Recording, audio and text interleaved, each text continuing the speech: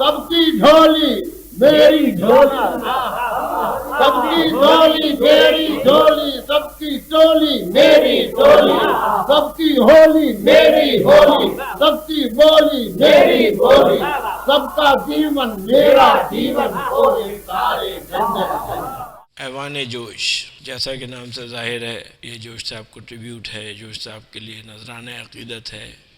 یہ جوش صاحب کے لیے ہماری نسل جو کچھ نہیں کر سکی اتنے بڑے آدمی کے لیے، اس کی طرف سے ایک سمجھ لیجئے اعتراف عجز بھی ہے۔ لیکن ایوان جوش جو ہے، اس کے ماسوا اور بھی کچھ چیزیں ہیں، کیونکہ جوش صاحب کی جو نظریاتی اپج تھی اس کو بہت کم دیکھا گیا، یا اس کے متعلق بات کم ہوئی، بہت کم ہوئی، اور ہوئی بھی تو بہت پہلے۔ اصل میں اس وقت جو ہماری ہمیں جو جنگ درپیش ہے ہماری نسل کو، اور ہم سے بعد والی فوراً جو نسل ہے اس کو، وہ ہے کہ اردو خود غیر محفوظ سی لگتی ہے، کہ اردو کہیں زبان سے بولی میں نہ ڈھل جائے۔ تو یہ خطرہ جو ہے، اب خیال افروزی جس زبان میں نہ رہ جائے، وہ زبانیں جو ہیں وہ بولی تو رہ جاتی ہیں، زبان نہیں رہ پاتی پھر، اور خیال افروزی کا بڑا فقدان ہے ہمارے یہاں۔ بہت سارے اس کے وجوہات ہیں، لیکن اس میں جانے کا یہ وقت نہیں ہے۔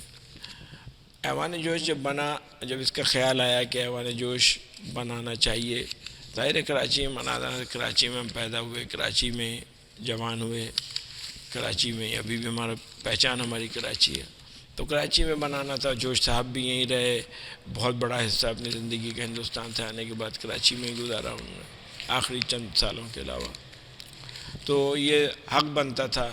پھر جوش صاحب کے سب سے زیادہ قریبی شخص اس لحاظ سے جس نے جوش پہ سب سے زیادہ کام کیا، وہ بھی اسی شہر کے ہیں، ڈاکٹر ہلال نقوی، اس سے میری مراد ہے۔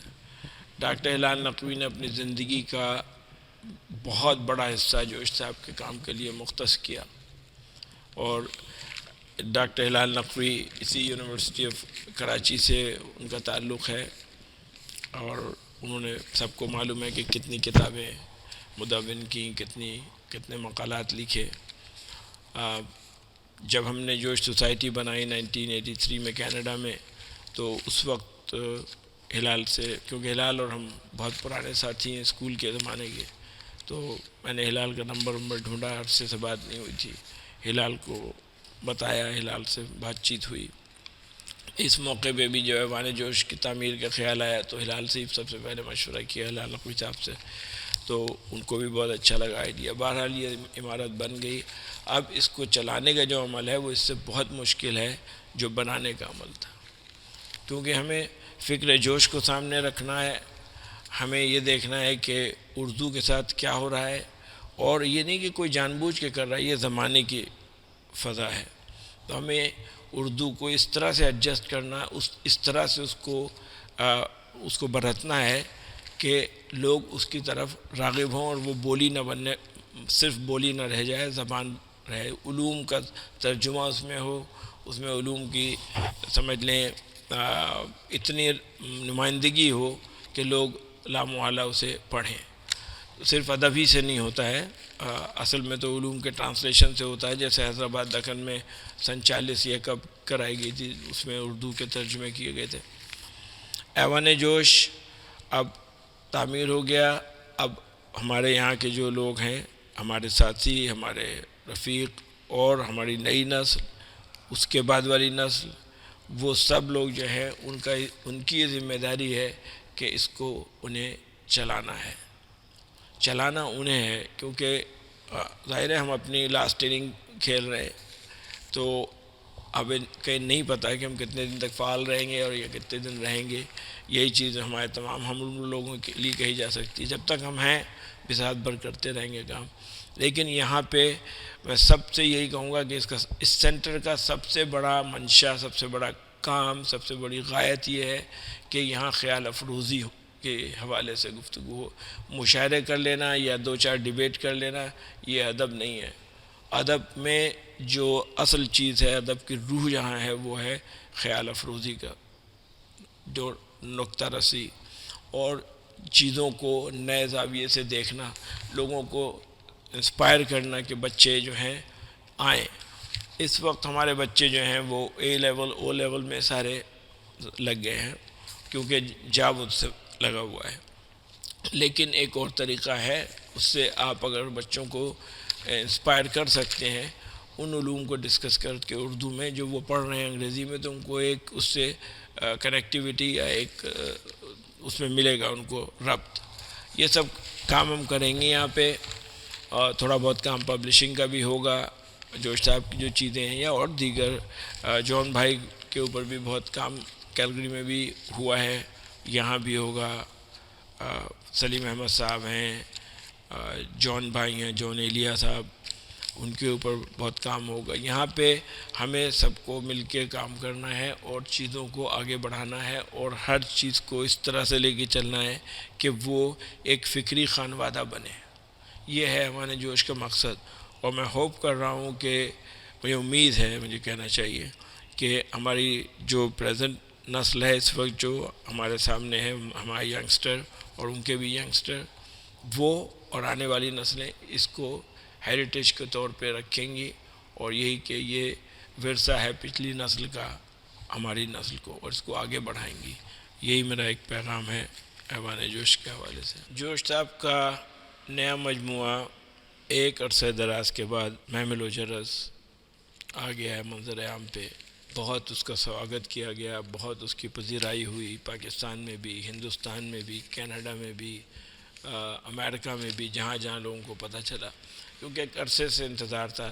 25 برس سے لوگوں کو پتہ تھا کہ مجموعہ بالکل تیار تقریباً پریس میں جانے کے لیے اس شیپ میں رکھا ہوا تھا، پروف وغیرہ ریڈی ہو چکا تھا، لیکن یہ کسی کو ملتا نہیں تھا، کسی کے پاس نہیں آتا تھا کہ چھپایا جا سکے. ان کے خاندان کے لوگ بھی اپنے طور پہ کوشش کر رہے تھے، یقیناً جو بھی کر رہے ہوں گے وہ. لیکن پھر ہوا یہ کہ ڈاکٹر ہلال نقوی، جن کا حق بنتا ہے کہ ان کو یہ محمل و جرس ان کے حوالے کرنا چاہیے تھا. جتنا کام انہوں نے کیا ہے جوش صاحب پہ، وہ اس کی مثال اگر مل سکتی ہے تو مولانا حالی نے جو غالب پہ کام کیا تھا، کیونکہ غالب کو بھی اسی طرح ان کے زمانے میں بہت ہی ڈسون کیا گیا تھا وغیرہ وغیرہ. تو جب ہلال نے اتنا کام کیا تھا تو ہلال کا حق بنتا تھا کہ جو آخری مجموعہ تھا جوش صاحب کا، وہ محمل و جرس ہلال کو دیا جاتا کہ ہلال آپ چھاپیں. لیکن باوجود ایسا نہیں ہو سکا. چلیے کوئی بات نہیں، ہلال کو نہیں ملا، ہمیں نہیں ملا، تو کوئی اور مل گیا ہمیں، جس کو وہ مجموعہ مل گیا. ہوا یہ کہ عدیل زیدی صاحب جو امریکہ میں مقیم ہیں، اور ان سے کچھ جان پہچان ہوئی، پھر میل ملاقات بڑھی. تو ہم نے ایک دن ہلال سے مشورہ کرنے کے بعد عدیل صاحب سے کہا کہ بھئی عدیل صاحب یہ مسئلہ ہے، اور محمل و جرس ہے تو صحیح لیکن دستیاب نہیں ہے. انہوں نے پوچھا بھئی کیا وجہ ہے، تم کو بتائے گی تمام چیزیں. تو انہوں نے یہ کیا کہ وہ بڑے فعال آدمی ہیں اور بڑی ان کی شخصیت ہے مقناطیسی. تو انہوں نے کانٹیکٹ کیا، اور بہرحال بڑی محنت کے بعد اور بڑی تگ و دو کے بعد انہوں نے وہ مجموعہ حاصل کر لیا. اس کا جو سمجھ لیجئے دیوان جو بالکل تیار رکھا ہوا تھا، اور اس کو انہوں نے شائع کر دیا. جب انہوں نے شائع کیا تو ظاہر ہے ان کو ان سے اجازت چاہیے تھی، جوش صاحب کے خاندان سے، جو انہوں نے اجازت لی اور باقاعدہ لیگلی اس کو شائع کیا گیا. اب اس کی اشاعت اتنے زمانے کے بعد ہوئی ہے، جوش صاحب کے انتقال کو بھی کتنا زمانہ ہو گیا ہے، لیکن بہرحال دیر آیت درست آیت. اور اس میں عدیل زیدی صاحب کی شخصیت، ان کا خلوص اور ان کی محنت کا بہت دخل ہے کہ یہ محمل و جرس چھپ گئی، ورنہ اتنے برسوں سے کبھی ادھر ہے کبھی ادھر ہے. اب دوسرا مرحلہ جو ہے جوش صاحب کی عظیم الشان نظم، تاریخی نظم ہوگی، وہ حرف آخر، جس میں پتہ نہیں کتنے ہزار شعر جوش صاحب نے کہے تھے، اور وہ بہت ہی غیر معمولی نظم ہے. ہندوستان کے زمانے میں انہوں نے شروع کی تھی جب وہ ہندوستان میں ہی رہتے تھے، اور اس کو وہ حرف آخر کہیں نہیں ملتی. کبھی پتہ چلتا ہے بینک لاکر میں ہے, کبھی پتہ چلتا ہے کہ نہیں کہیں بھی نہیں ہے. تو مجھے نہیں پتہ کہ اس کا کیا معمہ ہے. ہلال نے بھی بہت ٹرائی کی, میں نے بھی ٹرائی کی, ہمیں تو ملنی نہیں تھی خیر. لیکن اب دیکھیے حرف آخر اگر مل جائے اور اس کے کچھ حصے بھی اگر مل جائیں, سارے کچھ حصے میں نے دیکھے تھے, کچھ حصے ایک زمانے میں اس کے کچھ اشعار چھپے تھے, کچھ مجھے یاد بھی ہیں, کچھ اور لوگوں کو بھی یاد ہوں گے, لیکن وہ تو بہت طویل نظم ہے. اور وہ اس نظم کا یہ ہے کہ اس کو جوش صاحب سے بات ہوئی تھی پروفیسر احتشام حسین کی انڈیا میں. انہوں نے کہا کہ جوش صاحب آپ کے پاس اس قدر وسعت ہے آپ کی ووکیبلری میں, آپ کے خیال میں, آپ کی جو سمجھ روانی ہے اس کو سمندر کی طرح ہے, تو آپ کیوں نہیں ایسی ایک نظم لکھتے. سمجھ لیں کہ پیشس تخلیق سے شروع ہوتی ہے وہ اور اس زمانے تک آتی ہے. تو وہ نظم ہے, وہ اتنی زبردست نظم ہے, اتنی جوش صاحب اس کی گفتگو کر کے رو دیتے تھے کہ وہ میری نظم کیا ہو گئی. کیونکہ ظاہر ہے کسی بھی تخلیق کار کا اتنا بڑا کارنامہ اور وہ ایسے ہی ادھر سے ادھر پھر رہا ہے, کسی کو پتہ ہی نہیں کہاں ہے, ابھی بھی وہ دستیاب نہیں ہوئی ہے. لیکن مجھے یقین ہے, میں بالکل پر امید ہوں, اور ہلال بھی اور جوش صاحب کے اور دیگر ماننے والے اور چاہنے والے بھی, کہ وہ نظم کہیں نہ کہیں ضرور ملے گی, اور وہ ہے نظم کہیں نہ کہیں. اور اس کو اگر مل جاتی ہے اس کو پہلی فرصت میں چھپوایا جائے گا. ایوان جوش کی طرف سے, جوش لٹریری سوسائٹی کی طرف سے, عدیل صاحب چھپوائیں, ہلال چھپوائیں, جو بھی چھپوائے ہم سب مل کے چھپوائیں. لیکن ہمارا فرض ہے کہ اس نظم کو چھپنا چاہیے. وہ اردو کی سمجھ لیں شاعری کی ایک عظیم ترین تخلیق ہوگی, اور اس میں بہت زیادہ کام جو ہے وہ میرا خیال تو یہ ہے کہ اگر یہ نظم ملے گی تو یہ بھی شاید عدیل صاحب کی مساعی سے اور ان کی محنت سے ملے گی.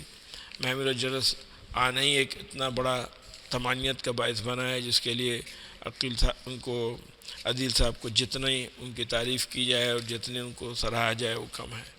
بہت بہت شکریہ عدیل صاحب, آپ نے بڑا کارنامہ کیا ہے.